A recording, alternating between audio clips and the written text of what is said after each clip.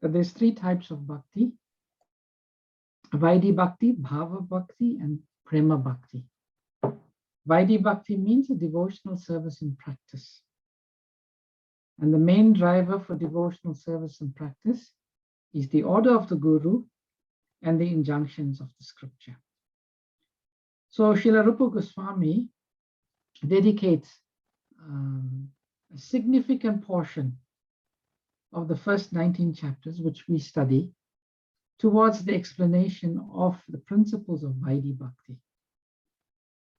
One may ask, why is this so, and why is it that we only study the first 19 chapters of the Bhagavad Gita? We study Bhava Bhakti and Prema Bhakti in very, very small detail. The simple reason is that most of us are in the stage of Vaidhi Sadhana Bhakti. There are some souls who in their previous lives advanced quite far in their devotional service on the path of Vaidhi Sadhana Bhakti, but they haven't progressed beyond. So when they take birth, they move very rapidly towards Bhava Bhakti and then Prema Bhakti. But these are rare souls. Most of us, we go through the stage of Vaidhi Sadhana Bhakti. And Srila Rupa Goswami, we studied in chapter 6, he first sets out the 64 principles of Vaidhi Sadhana Bhakti. Actually, he sets out 59 because the last 5 are repeated, as we discussed in our last session. And he says he repeats them because they are so fundamentally important. And now we go into chapter number 7. And Srila Prabhupada, he entitles chapter number 7, Evidence Regarding Devotional Service. And Srila Rupa Goswami, he now gives the proof, the praman, as he says in verse 96 of the second chapter of Bhakti Rasamrita Sindhu. Adra artas anumattena sayam huda aranam iryate. Now the detailed examples and proofs for each anga. Anga means limb. He calls each of the 64 items he's given, he refers to them as angas, limbs, will be given strictly according to Arshamata, the words of Vedic literature. This is very important, very, very important. And I can't recall if we discussed much, but I'll repeat it because it's so important. So we have three types of praman: Guru, Sadhu, and Shastra. They present us Guru, Sadhu, Shastra. This is the triangulation. They all present us with transcendental knowledge. But according to the Gurus and the Sadhus themselves, of all of these pramans, the most important is the Shastra praman, the evidence as given in the Vedic literature. So Srila Rupa Goswami, he could have very easily said, I am now going to give you evidence which my Guru, Sanatana Goswami or Sri Chaitanya Mahaprabhu has given. He could have very easily said that, and people would have accepted it because he's quoting his Guru. But Srila Rupa Goswami now he's saying no, he's going to quote the Vedic literature. Because out of all the three, Guru, Sadhu, and Shastra, the universally accepted praman, the universally accepted evidence is the evidence of the Shastra. Now, from our perspective, it's also very important because we know that many people, especially in the Vedic tradition, they consider that the devotees, the bhaktas, they are very sentimental. They cannot study Shastra. So they are more accustomed to sing and dance. Actually, when Sri Chaitanya Mahaprabhu went to Varanasi, he was a Vaishnava sannyas.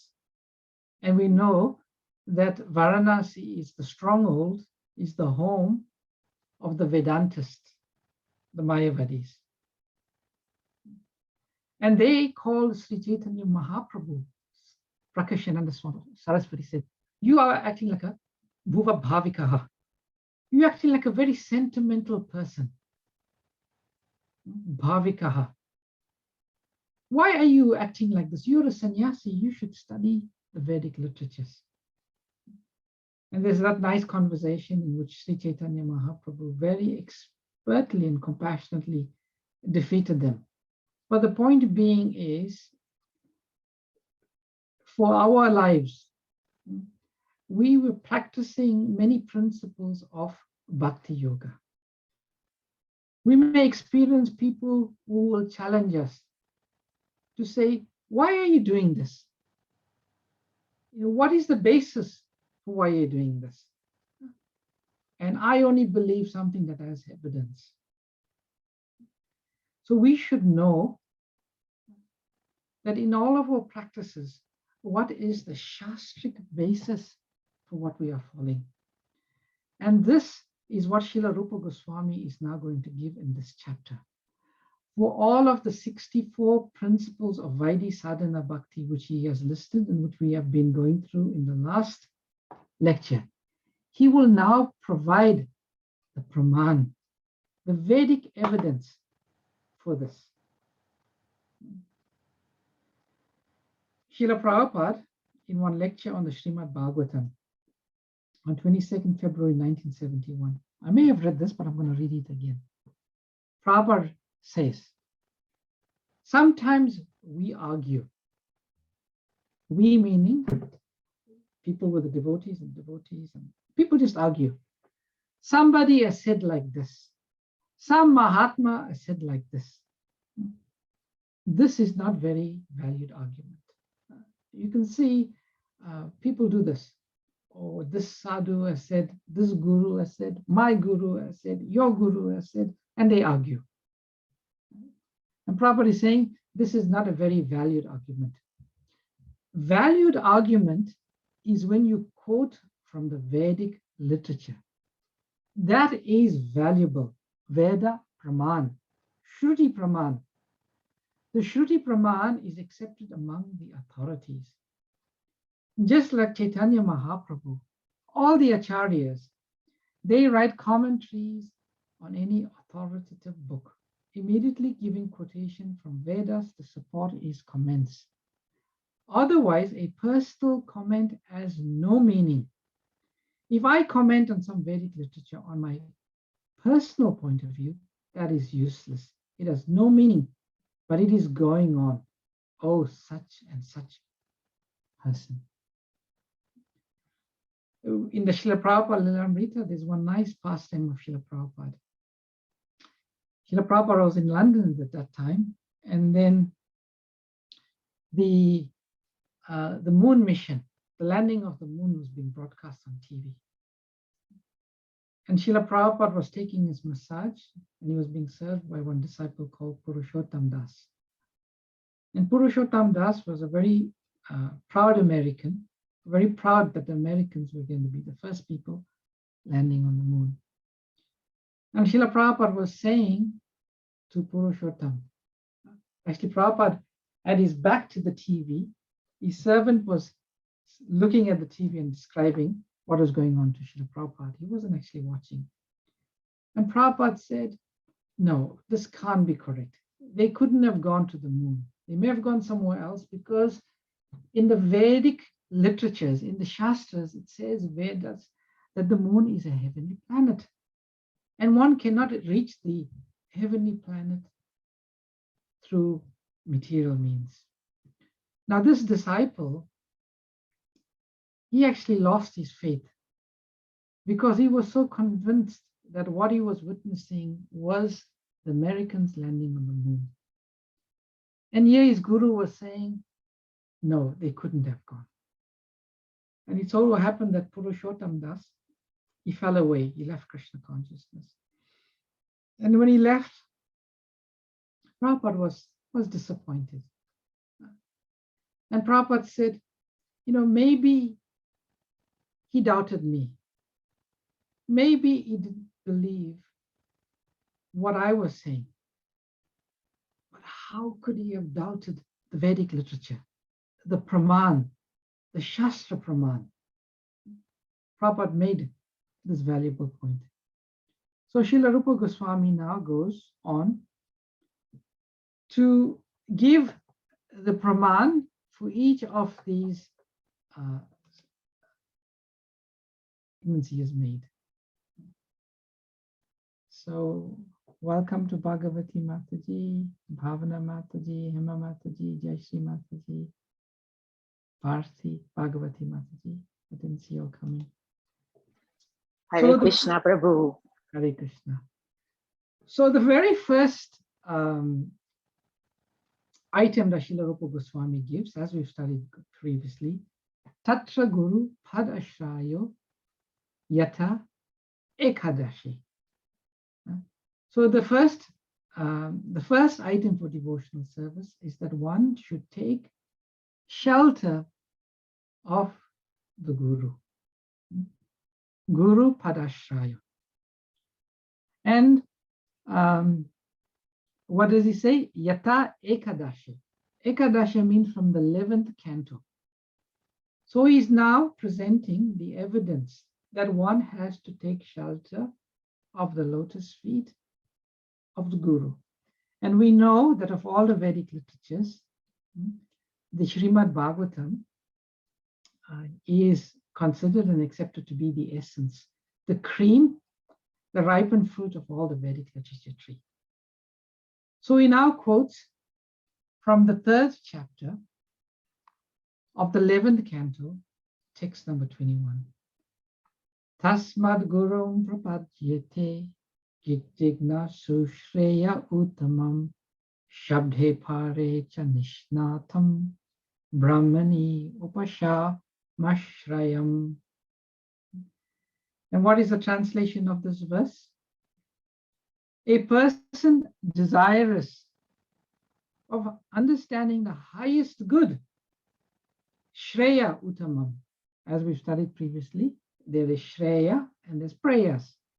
Shreyas means ultimate good, and Prayas means immediate good. And Uttamam means topmost. So Shreya Uttamam, the person desirous of his ultimate good. What should that person do? Must take shelter of a guru. Must take shelter of a guru. And what type of guru? Who's the guru? The guru is Shabde Pare. Shabde Pare, Nishnatam, and Brahmani Upashamashrayam. That such a guru, what is the qualification of such a guru? He must be expert in 2 areas, Shabda Brahma and Para Brahma. So this verse states the qualification of a guru. And our acharyas commenting on Shabda Brahma, there are many literatures. There are many literatures, but specifically the Shabda Brahma, which is being referred to in this verse from the Bhagavatam, is devotional Vedic literature. And he must be in Para Brahman, knowledge of Shravana, Kirtana, etc., in relation to the Supreme Personality of Godhead. So he must be he must be well versed in the scripture himself and the practices of the scripture, meaning he must be very practiced, very regulated in the scriptures. And the word is upashrama rayam. he must also be detached. Must be detached. Now, someone may say, in our lineage, there is the example of Gaur Kishore Das Babaji Maharaj. He was illiterate. So one may say, being illiterate, how could he have been on the platform of Shabda Brahma? And he's disciple of Srila Bhaktisiddhanta Saraswati Thakur, the foremost scholar of his times. So Shabda Brahma also refers to that one must be expert in the conclusions of the scriptures. And there's another way by which one can become expert in the conclusions of the scriptures. One who has implicit Yasya Deve Para Bhakti, one who has implicit faith in the order and instructions of Guru and Krishna. To them, all the imports of the Vedic literature are revealed. So one who has become very advanced in devotional service, and one can become very advanced simply on the basis of chanting the holy name. One who is on the platform of Sudhanam.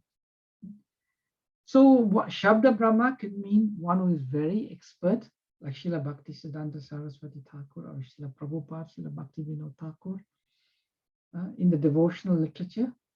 Or one can be one who has understood all of the conclusions of the Vedic literature in relation to the Supreme Lord, as well as one who is firmly situated in detachment.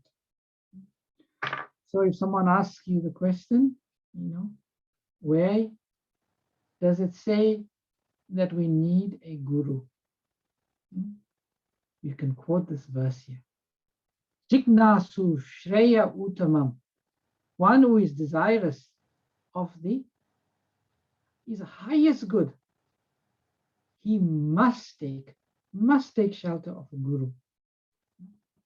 So Srila Rupa Goswami is giving this Vedic evidence. Srila Vaishnava Chakravarti Thakur, this book, Bhakti Rasamrita Sindhu, it is such an important book that our acharyas have written commentaries on it. And predominantly, you'll see Srila Prabhupada uses the commentary of two acharyas in particular, and that is Srila Jiva Goswami and Srila Vishwanath Chakravarti Thakur. So this book is so important that these acharyas, they give commentaries on the verses of the Bhakti Rasamrita Sindhu. So when we are studying this chapter, we'll also discuss some of the commentaries, because it brings us or gives us further insights into Srila Rupa Goswami's work. So as we were discussing Shabde Pare, Srila Vishnavati Thakur says, Shabde Bhakti Shastri, that this verse, well versed in the Shastras, means the Bhakti Shastras. And Pare Brahmani Bhagavat Vishayaka Shravana Kirtanau Nisnadam Param Gatham. So what he's saying there, that the Shabde Pare is the devotional scriptures, and Brahmani Pare, or the Para Brahma, that is Shravana, Kirtana, and so on. So the Guru must be expert in chanting, hearing, all of the 9 items of devotional service that are enumerated. So before we go to the second item, are there any questions, comments, or reflections on the first item and the praman that Srila Rupa Goswami has quoted? Okay. Just one thing, Prabhuji.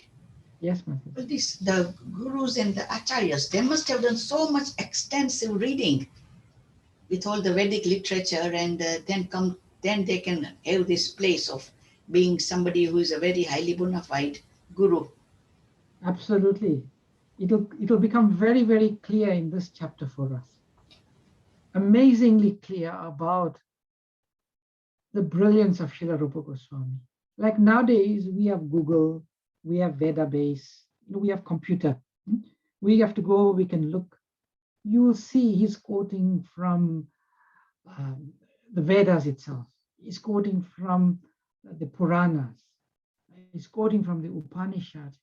Every pramana is giving from the verses. And then you think to himself, Srila Rupa Goswami was a mendicant. He had no possessions, he had no abode. They used to live under a tree every night. And he used to write on a palm leaf with the nib.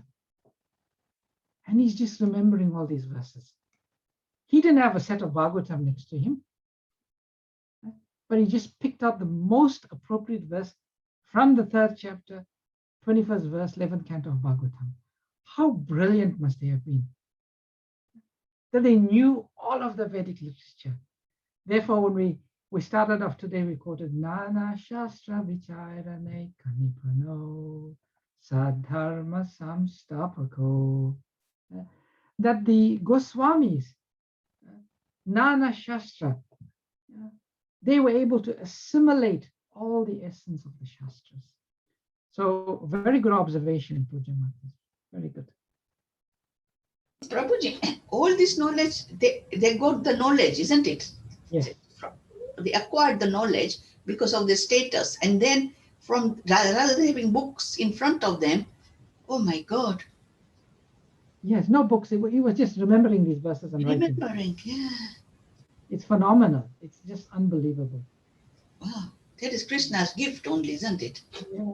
Even our own Srila Prabhupada, he was Yes. translating Chaitanya Charitam, and sometimes you see some purports, Prabhupada, 2-3 pages, just quoting verses, Jiva Goswami, this Acharya, this scripture. And Prabhupada, from midnight he's writing. Yeah. That's what Prabhupada once, he was reading his book and he was saying, you know what? I didn't write these books. I didn't write. Krishna wrote these books and I was just... yeah, that's very true. Excellent. Yeah. Wow. So when we read these Vaishnava literatures, the books of the Acharyas, we should reflect on these and just be so grateful at how we are getting this. We are just very, very fortunate, extremely fortunate. And then you can see even in Mataji, if you go to Prabhupada's, as we've explained before, this Nectar of Devotion book, Prabhupada said it's a summary study. You don't see the Sanskrit verses, but you will see on the very first item, accepting initiation from the spiritual master, Srila Prabhupada quotes the Srimad Bhagavatam, and he quotes the verses. He quotes the verses. And Prabhupada, maybe I'll just read the first one. It's there all. It's all there. Prabhupada says from the Srimad Bhagavatam, 11th canto, 3rd verse. And Prabhupada writes here, some of you may have your books open. The purport is that one should not accept as a spiritual master someone who is fool number one, who has no direction according to the scriptural injunctions, whose character is doubtful, who does not follow in the principles of devotional service, and who has not conquered the influence of the 6 sense gratifying agents. And we can see in our world today how people are accepting someone who Prabhupada calls here as fool number one. They don't, as they say, tick all of these boxes. They don't tick these boxes. Even 1 or 2 of the boxes they can't tick. To accept such a spiritual master is a crucial point for advancement in spiritual life. One who is fortunate enough to come under the direct shelter of a bona fide spiritual master is sure to traverse the path of spiritual salvation without a doubt. So Prabhupada gives a very profound concluding sentence there. He said, if one is fortunate to come across such a bona fide spiritual master, what is his position? He is sure to traverse the path of spiritual salvation. And Prabhupada goes on to add, without doubt.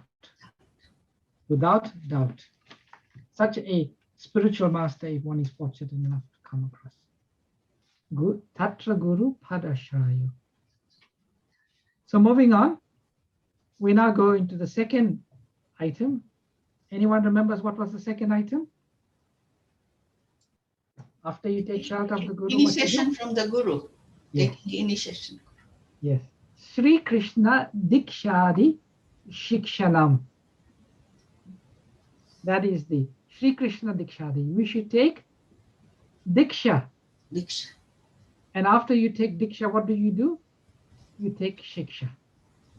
And again, Srila Rupa Goswami quotes a verse from the 3rd chapter of the 11th canto of Srimad Bhagavatam. Is actually the preceding verse to the verse we just read now. Tatra Bhagavatam Dharmam Shikshed Guru Atma Devataha Amayayanu Yayash Tushed Atma Ma Tu Arihi. Translation. Now, accepting Shiksha by accepting Diksha from the Guru, as it is said in the same canto, by rendering deceit-free service. Ama Yaya, that means deceit-free service. By rendering deceit-free service, one should learn Bhagavat Dharma from that Guru who is one's worshipable deity and who is as dear as one's own self.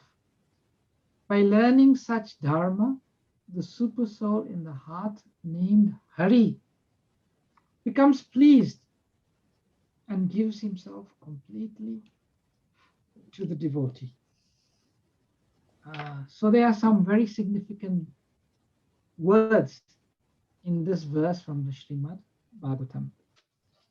Atma Devataha, meaning we should accept the Lord, the spiritual master, Guru Atma, as dear as our own self. And Devataha, one should worship that Guru as one's own deity. Once you see the Guru as dear as one's own self, that means at the time of initiation. At the time of initiation, such a devotee, he makes a commitment, a firm commitment, a vow that he is going to learn Bhagavat Dharma from the Guru. Not because of some fashion, not because everyone else is accepting Guru, but because he is serious of learning Bhagavat Dharma.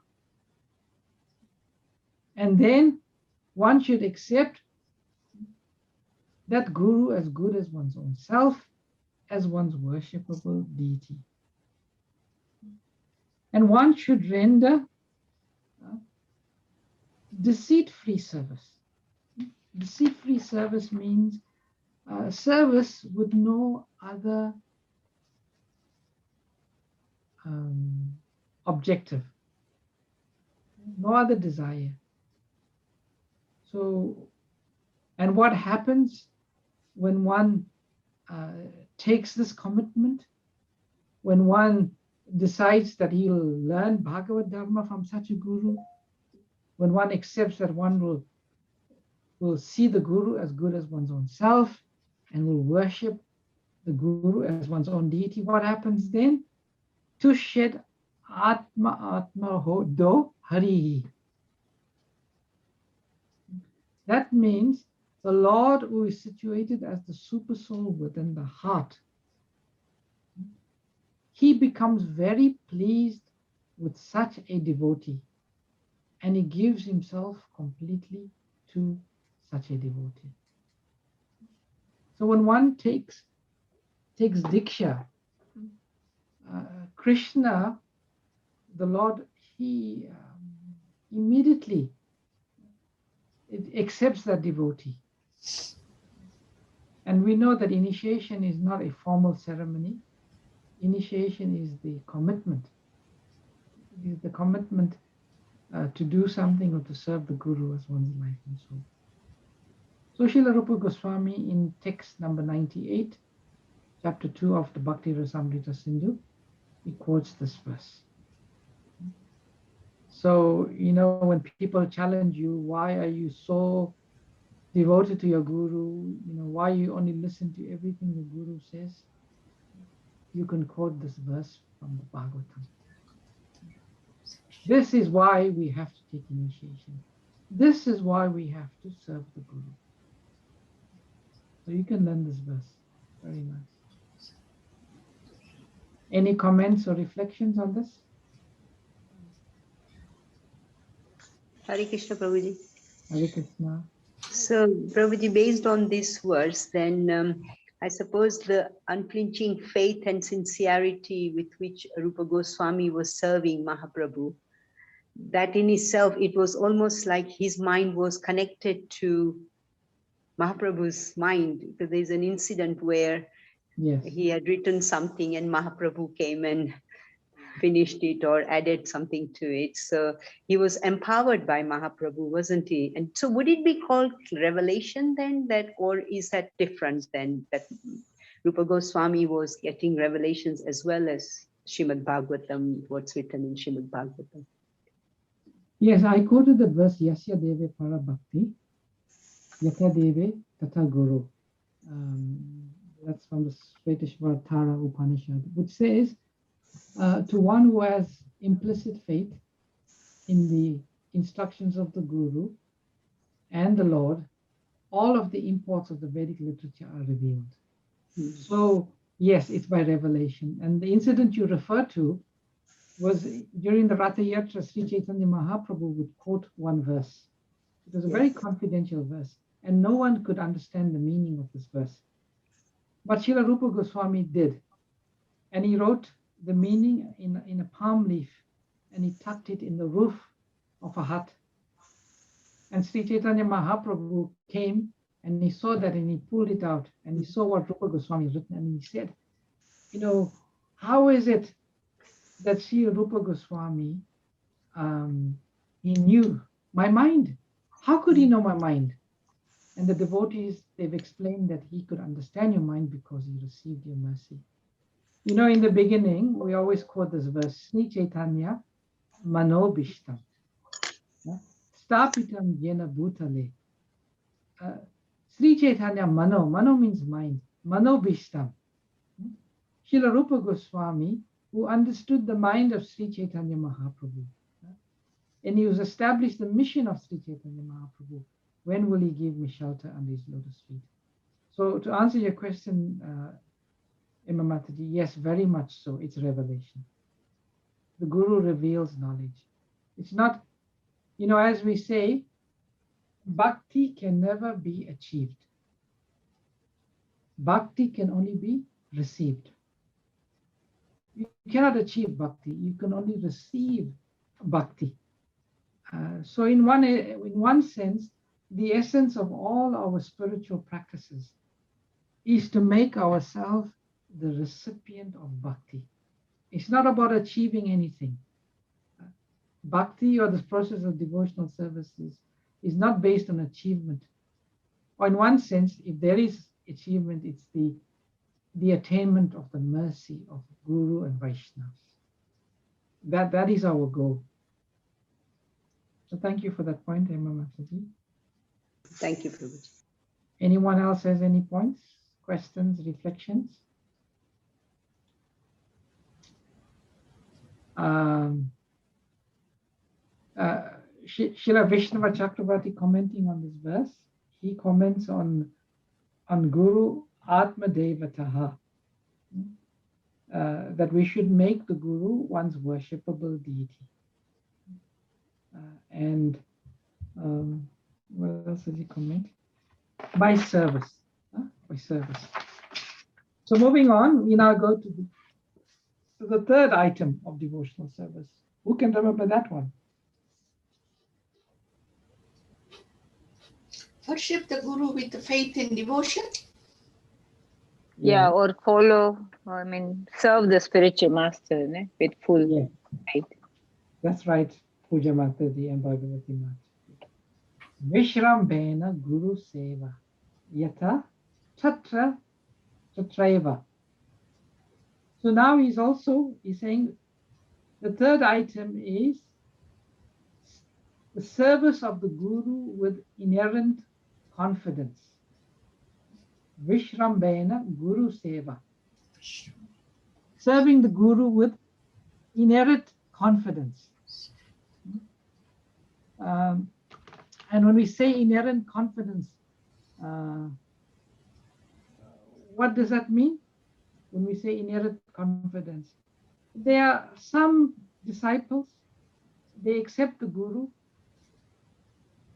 but they are not convinced that I will attain Krishna only by the grace of my Guru. I will, by serving the Guru, that's where my success lies. They have some doubts. There's not this confidence, this single-pointed determination. Vyavyasi Atmika Buddhi, single-pointed dedication. So he says, and he quotes the 11th canto, chapter number 17, text number 27. I'm sure you know who spoke chapter number 17. What was chapter number 17 about? Who's speaking to who? Chapter number 17 of the Srimad Bhagavatam is Lord Krishna instructing Uddhava. The night or the evening before the Lord departed from this planet, he met Uddhava and he gave Uddhava all of his confidential instructions, which is often called the Uddhava Gita. So in that conversation, this is what Lord Krishna told Uddhava.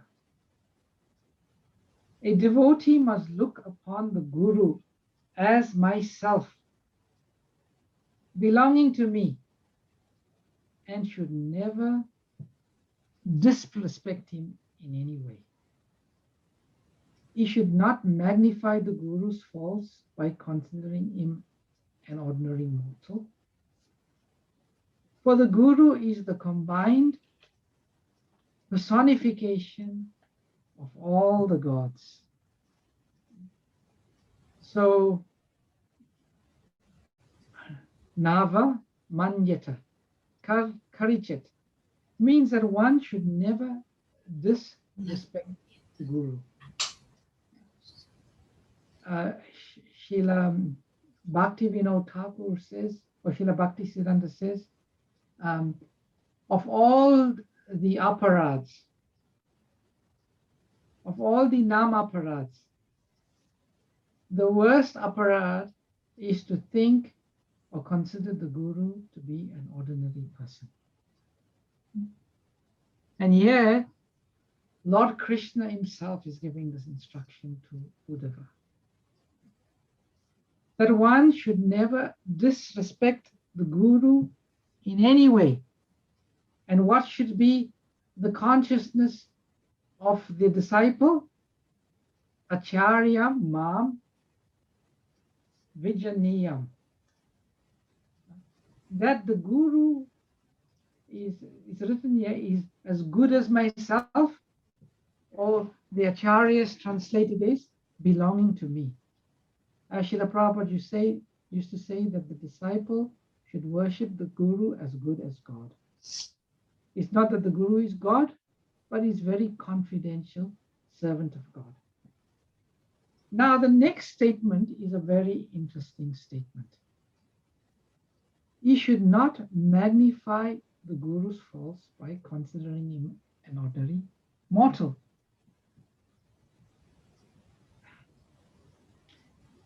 When we serve the Guru, or when we observe the Guru, sometimes we may see some apparent fault in the Guru.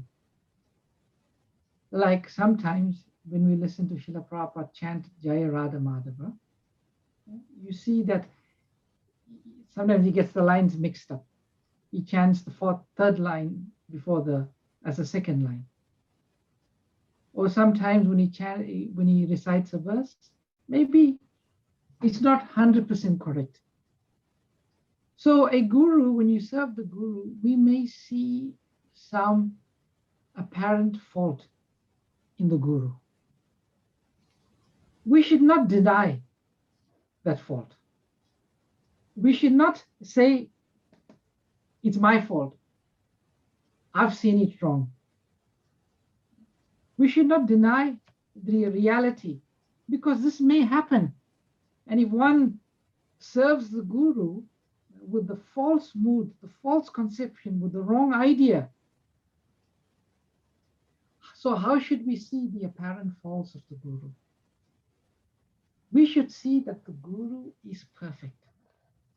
The Guru is perfect in his love for Krishna.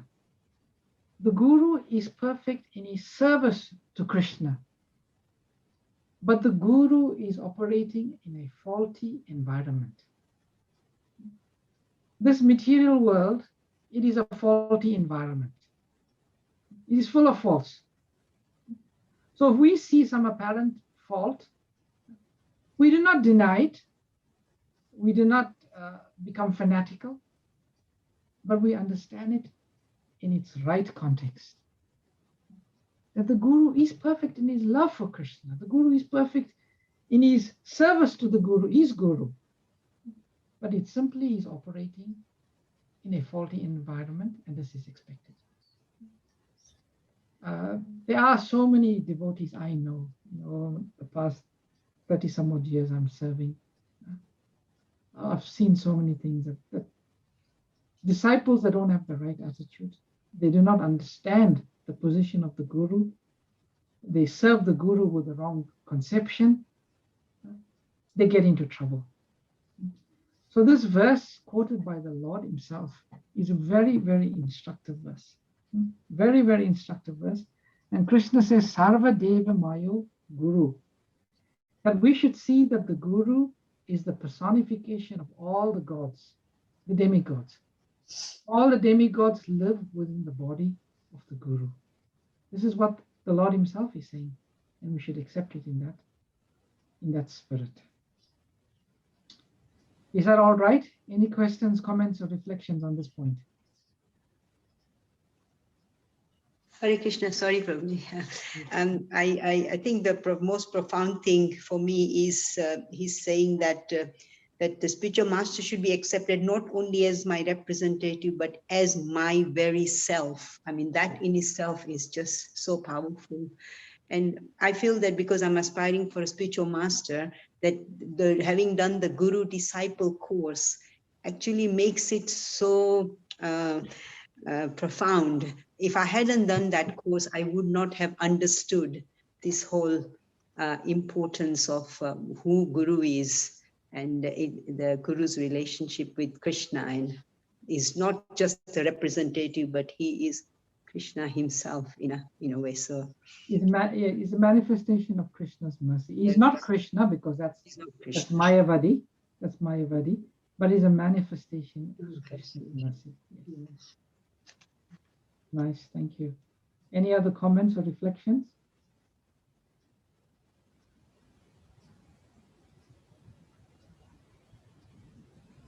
Yeah, this is the commentary of Srila Vishnava Chakravarti Thakur, Acharya Mam.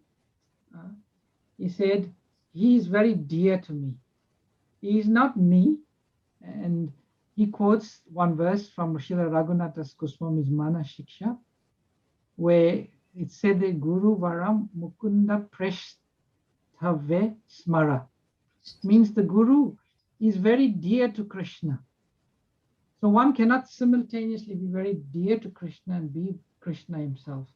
So he says we must understand Srila Rupa Goswami's words of Acharya Mam Madhyam. that he is very, very dear to Krishna. And he is a manifestation of Krishna's mercy. So this is Srila Vishnava Chakravarti Thakur's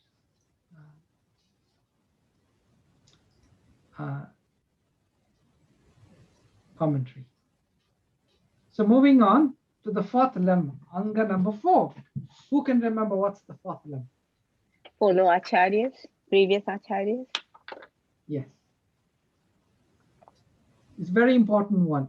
Sadhu Varma Anuvartanam Yata Skande.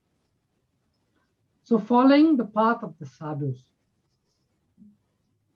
There are many people who live in the consciousness or in the mood.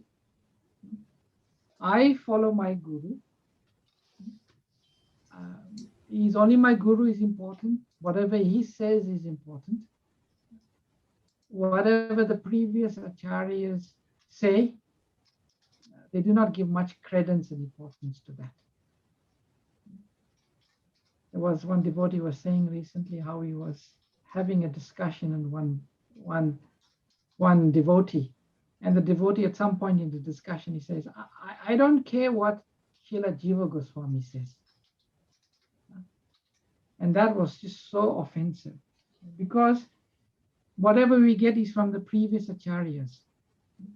So follow the path of the sadhus. We should not be an upstart where we only see the guru, we only follow the order of the guru, but we ignore the other sadhus. And in this regard, Srila Rupa Goswami quotes the Skanda Purana. That path should be sought out in life, which is the source of all auspiciousness, which is devoid of all miseries, and in which the saintly souls traversed effortlessly in the path. And this is from the Skanda Purana. So Srila Rupa Goswami is making the very, very important point. These great sadhus, they've traversed this path. And by traversing the path, they have left a source of all auspiciousness. And they've created this path which is free of any miseries. So just imagine there is a path on which the sadhus have walked. And that path on which they walked has now become a path of all auspiciousness, completely free of all miseries. Wouldn't we want to also pursue that path? Who would be so foolish to want to choose another path than that path of all auspiciousness which the sadhus have created? And the metaphor here is that they have shown by their own lives. They show, the current sadhus, they show by their own life what is the path of bhakti. And one should not be so narrow-minded that we only see certain guru, certain sadhus, and we do not give appreciation, value, and regard to the path of the other sadhus. So Srila Rupa Goswami is making this very important point, that we should follow the path of the sadhus. And Srila Jiva Goswami said, Tachcha Shradu Bharma Shruti Adi Vidi Atmakam Eva. That this path of the sadhus, it should be our life and soul. It should be our life and soul. And he said, if we do not follow that, then our path will never be auspicious. It will never be auspicious. So, Amma Mataji, you wrote your School of Bhakti. What is it comment about? No, I'm so sorry, Prabhuji. Puja Mataji asked where I did the Guru Disciple course. Oh, I see. Oh, sorry about that. Okay. No problem. No problem. So it's very important. We should always see the other sadhus. We should always give respect to the other sadhus, and we should see from their lives how they've traversed the path of bhakti. Prabhuji, was Lord Buddha's teaching was bona fide? It wasn't, was it? Sorry? Was it teaching of Lord Buddha was bona fide? He wasn't a bona fide spiritual master, was he? No, and we're getting to that part very relevant which you ask, because that is what Okay. Srila Prabhupada Right. talks very much about that, and I'll quote the verse and I'll say why Prabhupada talks about that in his Perfect. Thank you, Prabhu. 61. So the other verse, Praman, that Srila Rupa Goswami quotes for limb number 4, and this is a very famous verse. You will see Prabhupada quote this very, very much. And this is a verse he takes from the Brahma Yamala, which said, Shruti Smriti Puranadi Pancharatraka Vidim Vina Aikantiki Hari Bhakti Utpatyaiva Kalpate.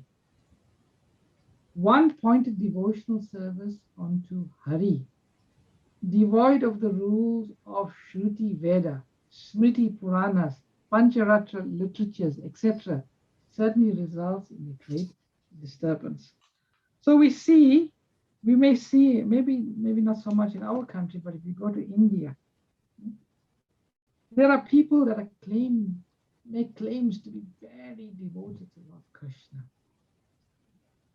Very devoted to Lord Krishna. But yet, they do not give much emphasis to the scriptures. If you question them, you are practicing this, please tell me which Shastra you follow it from. That we don't worry about Shastra. We just follow our bhav, our love. And Srila Prabhupada, he talks about Lord Buddha, and I'll read very quickly. Oh gosh, I have to get ready to go now. He quotes about the Buddhists, and he says we do not follow Lord Buddha. Why? Because Lord Buddha, he decried the Vedic scriptures, Shruti Smriti Puranadi. He said, forget all the Vedic literatures. He denied it completely. And there was a reason why he had to deny it, because the people were using the Vedas to substantiate the eating of meat. So we can pick up on that again next. You can read that particular nice section that Prabhupada writes on, and we can pick up on this number 4 again next week. I'll take maybe 1 or 2 quick questions or comments anyone may have, or reflections. Don't feel if you had something to say, because I've got 10 minutes before my next session. It's just, sorry, probably just one sort of silly question from me. I always, when you come to sadhu, I think of sadhus of India who are just moving around with their, going from village to village. So sadhu, that can you explain what is sadhu when we meant by our scriptures here? Sadhu means one who is devoted to Lord Krishna. Devoted to Lord Krishna. A pure devotee. Pure devotee. There are other sadhus also. Prabhupada writes, we also consider those, as I said in Srimad Bhagavatam, there are 3 people consider the absolute in 3 stages, Brahman, Paramatma, and Bhagavan. So the people who follow the path of Brahman, not Mayavadi, well, in some say Prabhupada even talks about Mayavadis, we can consider them sadhu. The yogis, we can consider sadhu. But of all the sadhus, the Mahatmas, the greatest of the sadhus are the devotees of Lord Krishna. It doesn't have to be one who is mending. Even a householder, the devotees, as long as they are devoted to Lord Krishna, they understand the science of bhakti, we can consider them sadhu. And it's not only men, this sadhvi, they are ladies who are great personalities also, we can consider them sadhus also. So that's a very short and concise answer, Puja Mataji, but we can discuss much more if you wanted to. That's fine. Yeah. Thank you, Prabhuji. Hare Krishna. Any other questions or comments? Oh, no problem, Divya Gaurangi Mataji. Chaitanya Charitamrita call. Wow, you're so fortunate. Hare Krishna. So thank you Hare very Krishna. much. Thank you, Prabhuji. Yeah. Hare Krishna. You have any comments, Divya Gaurangi Mataji? No, Prabhuji, whatever I heard, I feel very fortunate. I got to hear very, very nice. Today also, the one verse you explained, 11, 17, 27, Prabhuji. That was also in context to the Bhagavad Gita verse today I'm given to do 2.41, right? Yes. But yeah, I have not included this, but this is so nice. It's when you mentioned one-pointed intelligence, I thought, wow, got to learn something new. Thank you, Prabhu. Hare Krishna. Hare Krishna. Hare Krishna. So thank you very much, dear devotees. We'll end with Vaishnava pranams. Vanchakalpataravescha, kripa sindhuvevacha, Patitanam Patitanam Pavane Everybody Vaishnaveभ्यो Vaishnava Namo Mukhi Namah Ki Jai Prabhupada Jai. Ki Gaur Jai Bhakti Gaur Premanande Hari Hari. Hari Bol. Hari Bol. Thank Hare you. Krishna, Prabhu. Thank you, Prabhu. Hare Krishna. Wonderful Thank you, session. Prabhuji. Wonderful, Hare wonderful. Thank you, Prabhuji. Hare Thank Krishna. you, Prabhuji. Thank you, everybody. Hare Krishna. Thank you.